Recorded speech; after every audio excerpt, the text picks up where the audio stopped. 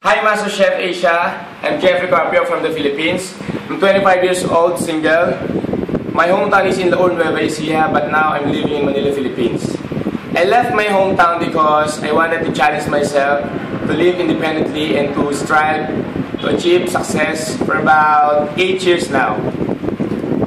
I used to be an event usher, and I also worked as a rap model, and I joined bikini competition here in the Philippines in my early times. We're not rich. In my early age as a youngster, I experienced not to eat 3 times a day, and I even begged food from my neighbors just to fill my stomach. And that inspires me to work hard in order to taste better dishes. Learning from those experiences, I became fascinated with food and in cooking. I try to cook those dishes which I have never tasted, and I enjoy doing it. Now, I'll be cooking for you one of my favorite dishes, chicken caldereta. Come and join me.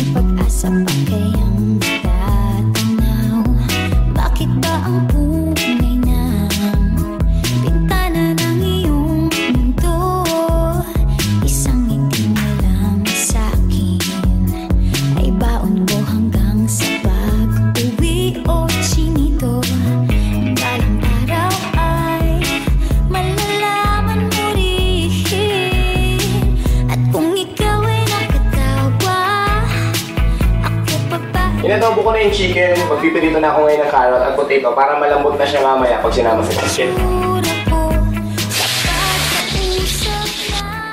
At igigisa ko na siya ngayon.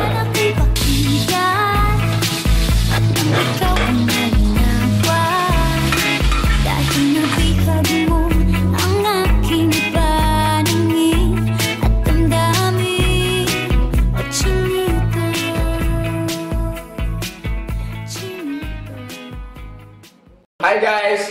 Ito na yung finished product ko ng chicken caldereta.